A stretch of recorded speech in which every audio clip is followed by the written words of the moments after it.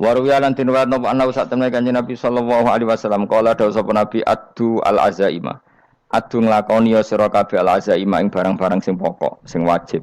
Waqbalu lan nampa sira kabeh ar-rukhsata ing kemurahane pangeran. Nek sing ora wajib ya kadang-kadang tinggal. Aja lakoni terus. Wada'u lan ninggalno sira kabeh anasa ing manusa. Manusa umbarno. Fakot kufi itu mongko teman-teman dan cukupi sira kabeh hum anas rawahul khatib. Riwayat Nabi sallallahu alaihi wasallam kala dawuh sapa Nabi malam yakbal rukhsata Allah. Mante sapane wong lam yakbal ora nampa sapa man rukhsata Allah ing rukhsah Allah. Orang yang tidak nerima rukhsahnya Allah taala. Jadi orang wajib-wajib dilakoni terus kadang-kadang mergo dadi identitas isin ninggal. Kalau wong biasa puasa Senin Kamis saking terkenal puasa Senin Kamis sampai muka napa isin. Iku dosane kok gunung Arafah. Wis hadis iki apa lho engko wis ra puasa Senin Kamis.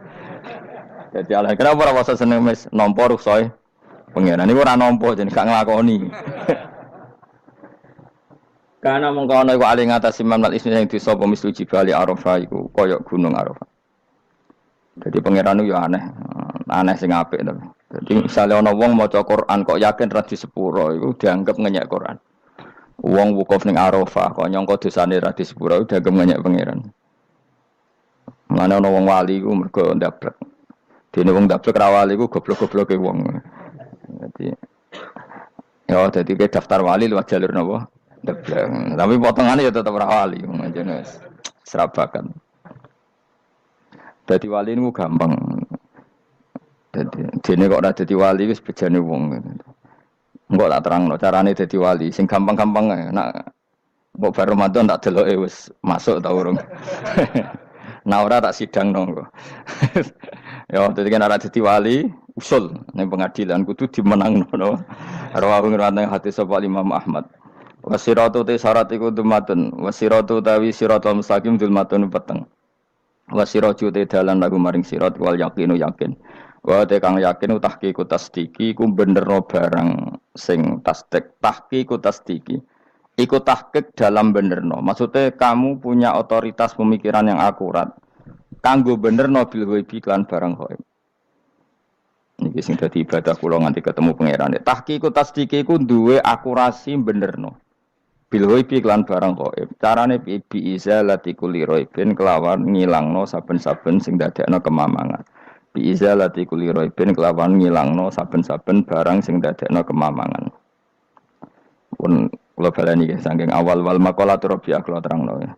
An-Nabi Bakrin Siddiq radhiyallahu anhu dawe az-zulumatu khamsun. Dawe Abu Bakar kegelapan itu ada 5. Di mergo Abu Bakar wong saleh, nek kegelapan yo luwih akeh. Dadi ora pati apal nek jumlahe akeh ora pati apal. Roe muk pira? 5. Nah, zaman akhir ora trimo 5 ribuan napa? Ribuan. Nomor 1 hubud dunya. Seneng dunya. Seneng dunya macam-macam, seneng pangkat, seneng apa saja yang tidak mengantarkan ke akhirat. Iku darani napa? Dunya atau apa saja yang murahan iku darani dunya. Kalau terangno definisi dunia, dunia kata dana ya dunuan. Ana sing ulama nasrib sangka dania terus ditakhfif hamzah dadi daniah terus ditakhfif hamzah dadi ya daniyah terus ngikuti wazan fu'la jadi dunia. Dan barang sing hina iku jenenge napa? Dunia. Utawa barang sing dekat iku jenenge dunia. Kemaknane dunia saiki, dana itu maknane dekat. Akhirat nanti. Serungokno wae kok kowe suwe-suwe paham. Sehingga sesuatu yang tidak murahan, kayak sujud, kayak sedekah, kayak ngaji iku ora dunya. Ini kesaksian akhirat. Sehingga ketika Ibnu Khaldun niku Allah itu ngeritik dunia ya yang perlu dikritik. Bahkan kadang akhirat pun dikritik pangeran, swarga pun kadang dikritik pangeran. Nak waya perlu dikritik karena ada konteksnya. Ada apa? Konteksnya. Misalnya begini, saya punya kitab namanya Khilyatul Auliya atau Baqatul Asfiya. Saya sampai sekarang belajar kitab itu terus. Ini sekitar 14 jilid. Ini kitab indukan Ihya. Saya berkali-kali ngomong di mana-mana. Imam Ghazali dalam hal mana Kibul Akhyar, sejarah orang-orang pilihan itu nginduk kitab nama Khilyatul Auliya itu 14 jilid. Dalam ilmu tasawuf beliau nginduk kitab jenis Qutil Qulub, ini karangan Abu Thalib Al-Makki. Dalam fikih tentu beliau nginduk gurunya Imam Haromen. Dan memang kitab itu harus nginduk. Kalau ndak namanya mukhtarik, bikin-bikin. Memang syaratnya ulama harus muttabi. Dia hanya pengikut, tidak boleh kreasi. Kalau kreasi namanya bid'ah, bid'ah.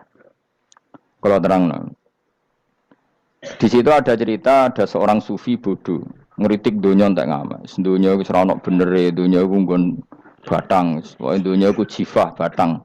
Sing berebut batang ya siap-siap rebutan be asu, pokoknya ngomong wis ndin-ndin. Sayyidina Umar itu agak tersinggung dengan makalahnya orang sufi yang bodoh ini. Ya rata-rata orang sufi memang bodoh. Kecuali gelem ngaji fikih. Setelah ngomong ngalor ngidul dunia ku swelek terus dekne biasa lah wong sufi terus milah dhewean terus orang lakoni popo, ngerti-ngerti lesu, kok mangan wae lesu. Orang sufi kan gitu. Singkat cerita terus Umar agak marah tapi beliau masih bisa mengendalikan diri terus kata beliau, "Sal sayyidah." Sal hada sayyid. Kamu tanya hada sayyid, maksudnya sayyid dalam bahasa dulu itu ya orang terhormat. Dalam bahasa zaman era itu maknanya sayyid itu masih apa? Sadat maksudnya bukan habib, bukan. Kalau dalam bahasa Arab dulu itu memang kalau habib itu ya Nabi, kalau sayyid sadat itu sufia itu belum pasti maknanya apa? Habib ya, tokoh-tokoh yang diikuti dalam apa? Makalahnya, dalam apa? Makalahnya. Terus kata Ubay bin Ka'ab, dan ini menurut saya benar sekali, dan kamu harus mengikuti Ubay bin Ka'ab. Dia adalah termasuk 6 sahabat yang dipuji Nabi min ahlil Quran, apa? Yang dipuji Nabi min ahlil apa? Quran.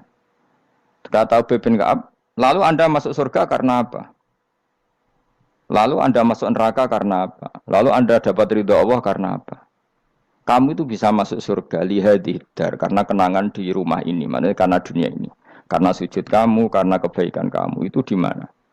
Allah mereferensi amal kamu ya di dunia ini. Kamu masuk surga karena sujud kamu di dunia ini, nanti masuk neraka karena keangkuhan kamu di dunia ini. Fahadi dunya mi'yar, dunia ini adalah takaran. Semua referensi Tuhan tentang akhirat itu merujuk kelakuan kita apa? Di dunia. Sehingga kalau kamu masuk surga selamanya lama, itu ya karena kebaikan kamu di dunia. Maka jangan kritik dunia ini. Karena dunia itu mahalu sujudika, mahalu ruku'ika, mahalu pokoknya dia marah-marah.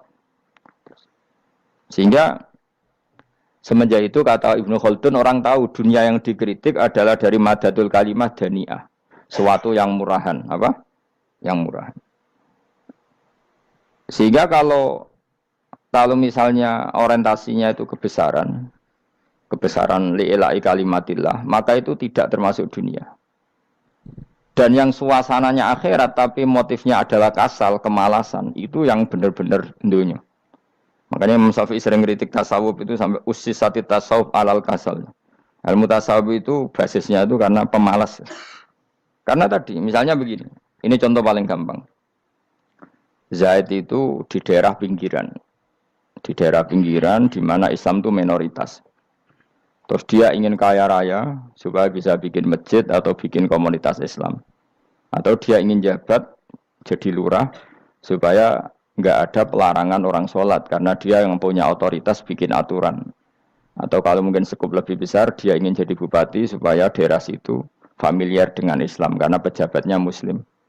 Itu tidak dunia karena semua orientasinya untuk mengawal sujud, mengawal kebenaran. Tapi kalau kamu di daerah pinggiran, kemudian milih DWA, kabeh kersane pangeran, sidik-sidik kersane pangeran, terus kamu meninggalkan aktivitas dakwah, itu yang dunia, karena motivasi kamu adalah al-kasal, males dari mewarnai buminya Allah ini dengan sujud. Ini yang banyak orang sufi salah paham. Makanya orang sufi harus ngaji fikih. Bendekne roh, dielingno wong alim, wong fikih nak kitmanul ilmi ku haram. Kitmanul ilmi haram. Menyimpan ilmu itu haram. Tidak memberi kontribusi dalam proses orang sujud adalah haram. Tidak memberi pencerahan pada umatnya Nabi adalah haram. Menikmati keasikan yang pangeran dewi adalah haram. Dia harus diingatkan gitu terus. Kalau enggak, itu bahaya bagi agama ini. Makanya dulu itu enggak ada orang sufi yang enggak ngaji ulama fikih. Sekarang kebalikan, malah wong sufi darani fikih mau kulit dekne wis tok hakikat, sembrono. Oh tak tobat nonton anak ketemu aku. Itu bahaya, paham seperti itu tuh bahaya. Karena sekarang itu sufi itu jadi identitas kesalehan. Jadi yang rumah kome sufi koyo sak dhuwure ahli napa? Fikih. Itu bahaya. Karena tadi sufi itu akan ngeritik dunia sepedas-pedasnya. Kemudian ujung-ujungnya meninggalkan dunia, kemudian happy-happy asik pangeran dewean dan membiarkan umatnya Nabi ini berserakan kemana-mana, tidak terlibat sama sekali, tidak memberi kontribusi sama sekali. Cara bahasa gampangannya orang gelem amar ma'ruf, gak gelem nahi mungkar. Tapi bahasa amar ma'ruf nahi mungkar kan saya jadi gerakan ekstrim. Makanya orang tak bahasa amar tidak peduli, tidak mulang. Kalau saya bahasa saya kira repot terus. Paham ini penting kalau terang. Jadi kalau baleni malih ya. Sing dimaksud dunya ketika dikritik pangeran iku dunya sing sangka kata daniah, sesuatu sing murahan, sing enteng, sing nafsu. Iku jenenge napa? Dunya, napa? Dunya. Tapi ketika sesuatu itu baik dan mengarah kepada Allah, iki jenenge dunya iki masruatul akhirah. Maka dunya itu di dua status napa? Siji masruatul akhirah. Dan ini status yang harus kita pakai. Makanya kata Imam Ghazali itu, gue nak randi duit, sak penat-penate urip, terus merasa gak punya kenikmatan. Datang saja ke kuburan, dan yakinlah semua yang sedang mati, keinginannya hanya satu, ingin kembali di dunia dan memperbaiki amal-amalnya. Berarti dunia adalah segala-galanya bagi orang yang sudah mati. Ya, orang yang sudah mati itu cita-citanya satu, la'alli arji, semoga kita kembali ke dunia. Untuk apa? Untuk membenahi semua kesalahan yang pernah dilakukan zaman ning dunia. Terus kamu ingat, fa'ana fid dunya. Ya Allah, alhamdulillah sekarang masih saya di dunia. Artinya saya punya satu kesempatan yang diinginkan semua orang yang sudah mati di seluruh dunia. Lalu malah wali anu urip malah kepengen nang mati. Saking kakean kasus ini, apa? Kakean apa? Kakean kasus. Makanya di sini sirinya para rasul, para nabi itu sering donga Allahumma tawil umrona, sehingga banyak orang soleh mendoa supaya panjang apa? Umur. Itu karena pas itu yang hadir adalah dunia dengan makna masruatul akhirah. Tapi ada juga wali dan nabi kadang-kadang donga, ya Allah, jika sebaiknya saya mati, mati saja. Itu ketika tergambar dunia yang sudah murahan, yang sudah arogan, yang sudah tidak jelas. Maka dunia ini punya dua status sekaligus. Jika prospek bagi Anda untuk masruatul akhirah, maka nikmati senikmat-nikmatnya. Tapi jika bagi Anda ini sudah menjadi ladang maksiat apa-apa, maka jadikan dunia ini tempat tobat. Karena akhirat itu enggak ada apa-apanya dibanding dunia. Jadi akhirat itu hanya mereferensi dunia, no? Mereferensi dunia. Ini penting kula aturno. Kadang-kadang sufi ku menyen goblok ora iso ngaji. Dia nganggep dunia sampai akhirat itu penting akhirat, tapi cara maknaninya salah. Lho kowe nganti ning akhirat mlebu swarga itu karena apa coba? Amal zaman di mana? Dunia. Berarti penting mana dunia sama akhirat? Penting dunia karena akhirat mau efek, apa? Efek dunia ini yang pokok. Apa dunia ini yang pokok. Kalau Allah kan cara ngendikan tidak seperti itu. Allah cara ngendikan gini loh. Akhirat, maksudnya walal akhiratu khairul laka minal ula gini. Sesuatu yang berorientasi akhirat dan kemudian menjadikan kamu nyaman di akhirat itu khairul laka minal ula, itu lebih baik ketimbang dunia ora kok. Kowe nak ning dunia nak sepemelek ning akhirat apik ora ngarang ngono, nak ning dunia melek ning akhirat luwih parah. Kayak melarat cek ngene iki kan. Tapi kan cek iso ngopi, cek iso mangan tengkleng. Coba ning akhirat gak iso blas. Dunyel-unyel malaikat ngawur. Gayamu bareng melarat iso ning dunia lara lah nak ning akhirat penak. Aku yakin ora luwih lara, tak jamin. Ngeraine kan ketara nak ngono. Keliru omongan aku ning dunia lara lah sementing nak akhirat penak itu ndak bisa. Kowe nyifati donya nggon lara iku serapati ridho mbek pangeran. Berarti kowe dikai iso ngopi ra syukur, dikai iso mangan ra syukur, anane nyifati donya lara. Berarti rapati ridho mbek pangeran. Malah dibles-blesno sebenarnya. Pemenang nak pengurus akhirate aku tak tekek. Cuma aku lho pengurus mbok ora sok ben. Tapi gak ada rencana daftar jadi panitia apa? Akhirat. Tapi kira tak syafaat ya biarno karena ini penting kalau terang. Makanya Imam Syafi'i masyhur makalah beliau tentang fikih dan tasawuf itu. Nggih saya kutip ya. Dan saya memang saya hafalkan terus makna teman. Faqihan wa sufiyan fakun laisa wahida fa inni wa haqqu wahi iyyaka ansahu. Terus kata beliau mensifati orang fikih fa hadza qasin lam yadhuq qalbuhu tuqa. Wa hadza jahulun kaifadul jahli yasluhu, itu masyhur. Di dunia ini identitas di dunia kita, dunia ulama itu hanya dua. Kalau nggak sufi ya fakih. Kamu jangan jadi salah satu. Fakih adalah orang sing kosin, itu qalbuhu kosin, hatinya itu keras, hatinya atas. Lam jadu qalbuhu tukos, gak ditakwa blas. Wong fakih ora ditakwa blas, gak di empati blas. Tapi orang sufi itu wahada jauh ini malah geblek blas, malah parah meneh. Sing sitok atas hatine sitok geblek dari Imam Syafi'i itu. Kena protesnya berarti Imam Syafi'i coba protes aku. Kenapa begitu? Misalnya gini orang fakih. Kalau bapak nyontohkan tuh gini. Orang fakih itu punya aturan, misalnya kalau ruko tidak begini nggak sah, sujud kalau nggak begini nggak sah, sholat kalau tidak begini nggak sah. Oke, aturan itu baik. Tapi punya keangkuhan berpikir, misalnya ada orang desa terbelakang, misalnya di pedalaman Gunung Kidul, Kulon Progo, ada orang yang ditobatkan orang-orang sufi. Orang sufi itu ya sing rodok goblok-goblok itu, misalnya nobatkan. Enak wae wong fakir melok nobatno tapi tahu-tahu bilang ini sholatnya nggak sah, rukuknya nggak sah, Fatihahnya nggak sah. Jare sing sufi. Wah semane nobatno ora iso salat apa ora disahno. Si sufi ya goblok pisan. Ketika ngawal si ajudannya tadi salat, enggak dikawal. Sehingga banyak aliran di Jawa salat ala kali Joko ya ono Fatihah mau meneng tok. Sitok sujud tok. Jadi ini sitok atas atine ora gelem bina tapi muni rasa. Sitok goblok ora tahu nerusno pembinaan. Akhirnya ya mandek ning satu kesalahan dan diwaris ya bergenerasi-generasi. Makanya kata Imam Syafi'i itu sitok goblok, sitok atas saat ini. Jadi, kamu jangan jadi salah satu itu.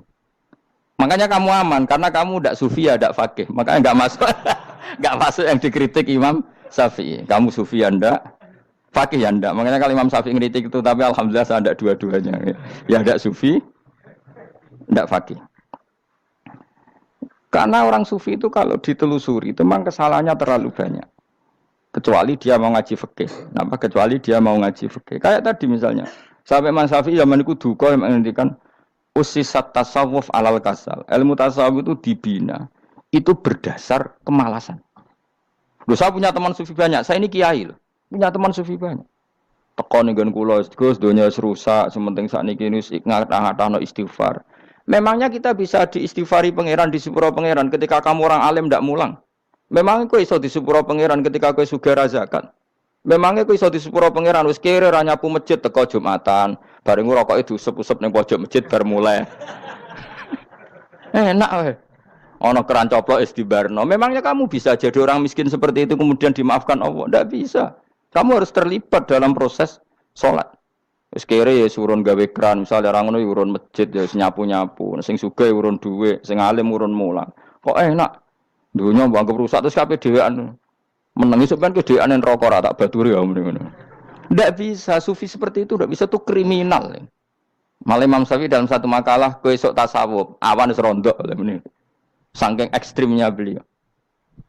Nah, kenapa Imam Ghazali muji orang sufi? Kitab-kitab risalah Qusairiyah muji orang sufi itu sufi-sufi yang koyo kowe. Sufi-sufi yang belajar fikih, napa? Sufi-sufi yang masih mau belajar fikih. Kok enak. Jadi sufi itu maknanya sidik-sidik. Zaman wis rusak itu tidak seperti itu. Nak rusak ya amanat pengiran kon melok dandani. Nah, ketika ra kena didandani sebetulnya enggak masalah, kan ada alternatif. Misalnya gini, ada mobil rusak enggak bisa dipakai. Memangnya mobil hanya itu. Kan ada mobil yang lah ini itu jenis fakih. Ini enggak, kamu punya pemimpin hanya 2 atau 3 lah biar enggak nyindir. 3 atau 4 lah.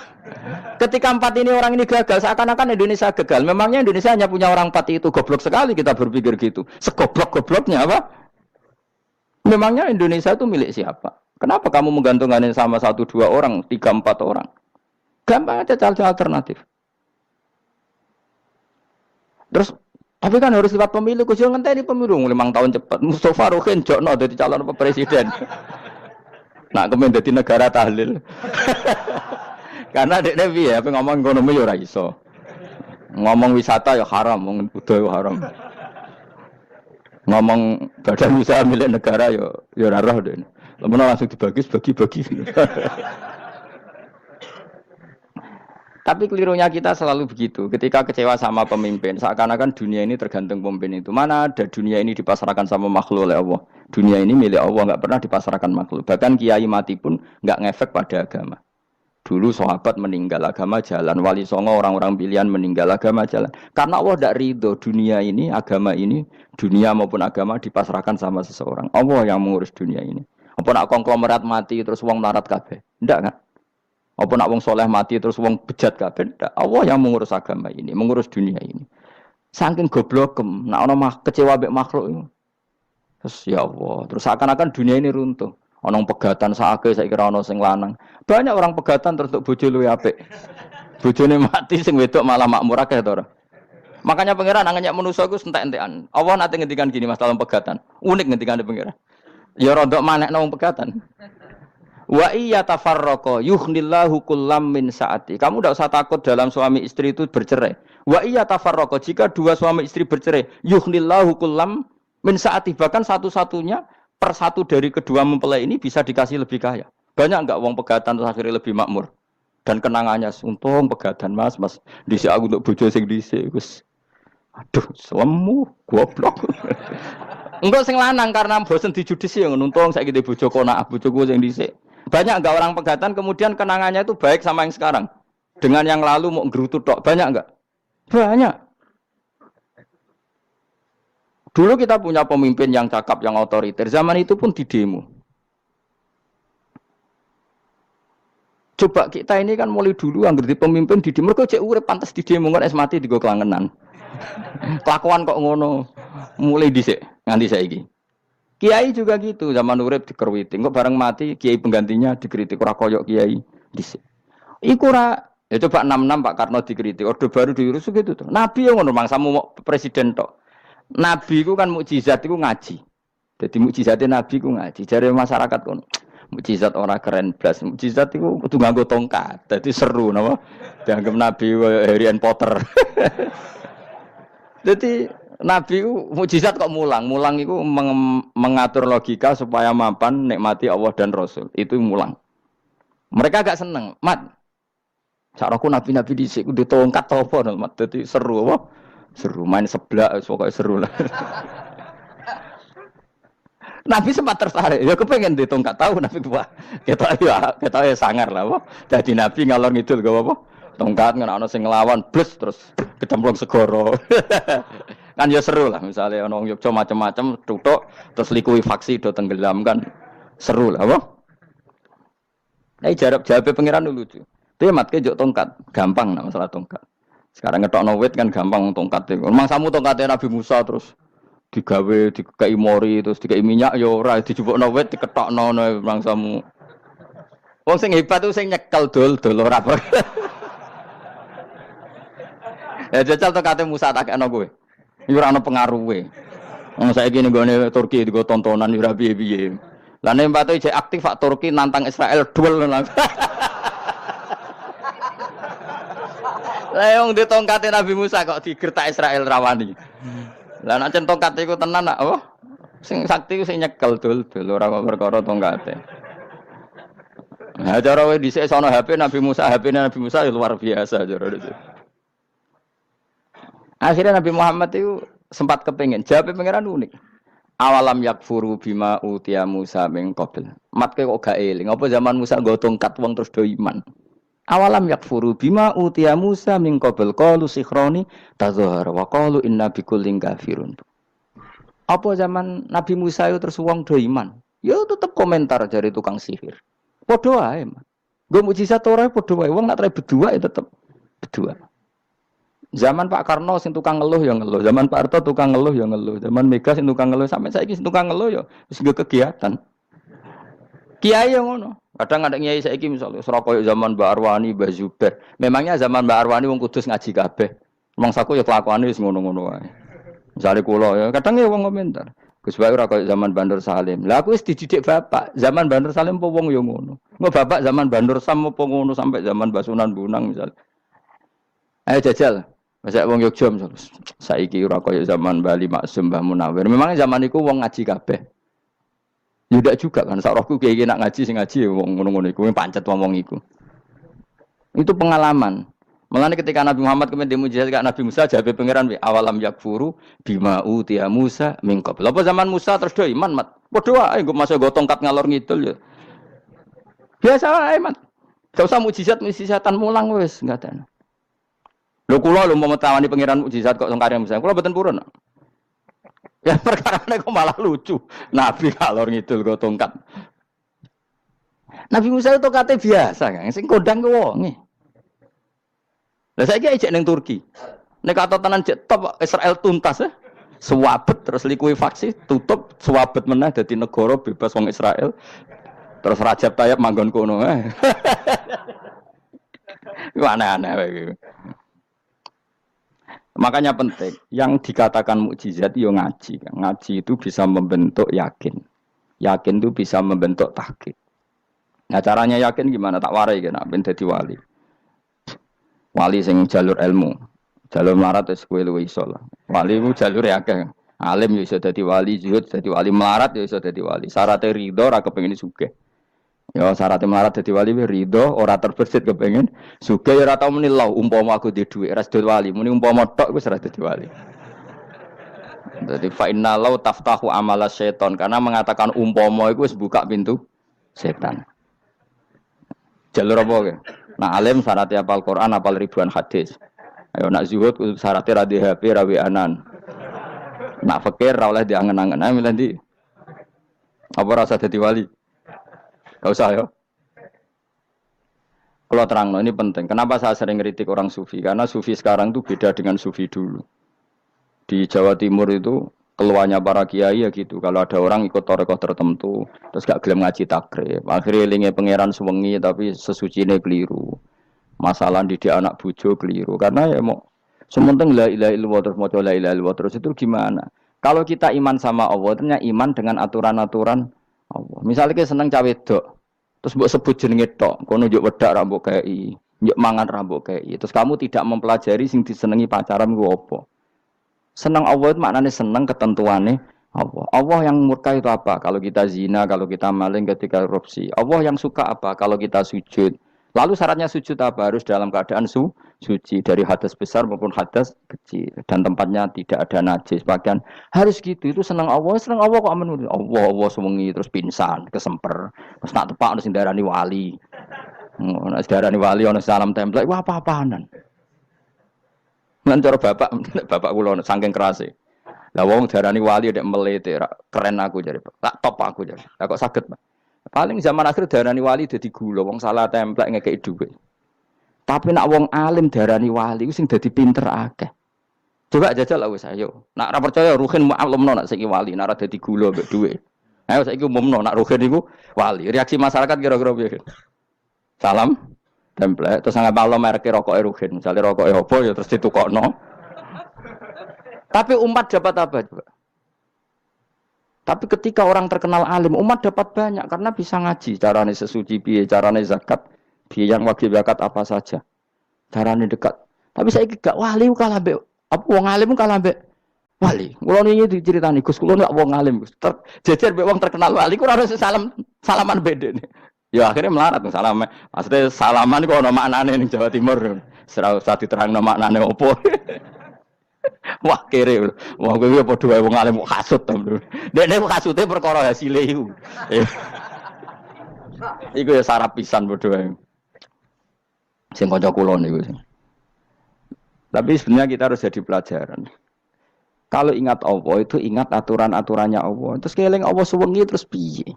Allah bikin aturan, kamu sewengi ning masjid itu ketentuan fikihnya kayak apa?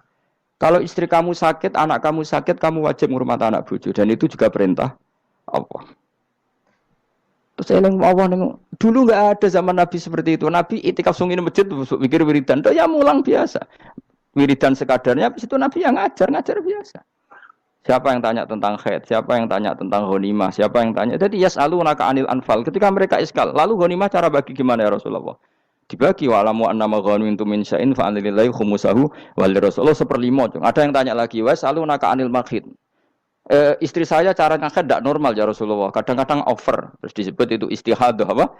Itu ditanyakan. Ada yang kaya usul, "Ya Rasulullah duit kula kathah, lalu tak kasihkan siapa?" Yasalunaka madzayun fikun.